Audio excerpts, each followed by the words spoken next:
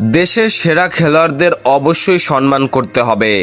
যুব ও ক্রীড়ামন্ত্রী নাজমুল হাসান পাপন এমপি বলেছেন, যারা দেশের হয়ে নিজেদের সেরাটা উজাড় করে দেয় তাদের সবাইকে সম্মান করতে হবে। বাংলাদেশ ক্রিকেট বোর্ডের বিসিবি সভাপতি আরও বলেছেন, বর্তমান ক্রিকেট দলে যারা আছে তাদের মধ্যে মাহমুদুল্লাহ রিয়াদ তো অসাধারণ খেলে, ছুটি শেষে সাকিব দলের সঙ্গে জয়েন করবে, আইপিএল শেষে মুস্তাফিজ জয়েন করেছে।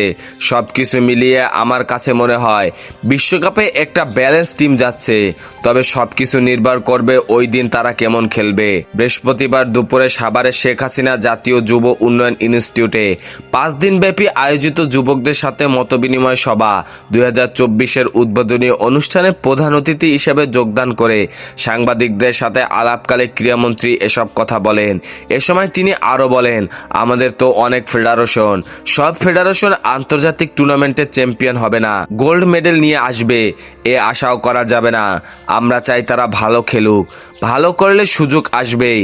নাজমুল হাসান পাপন আরও বলেন, তবে আমাদের দেশের সেরা খেলোয়াড় যারা আছে তাদের ইউটিলাইজড করতেই হবে, তাদের প্রাপ্য সম্মান দিতেই হবে। সে বিশ্ব চ্যাম্পিয়ন হলো নাকি অলিম্পিক চ্যাম্পিয়ন হলো তা দেখার বিষয় না।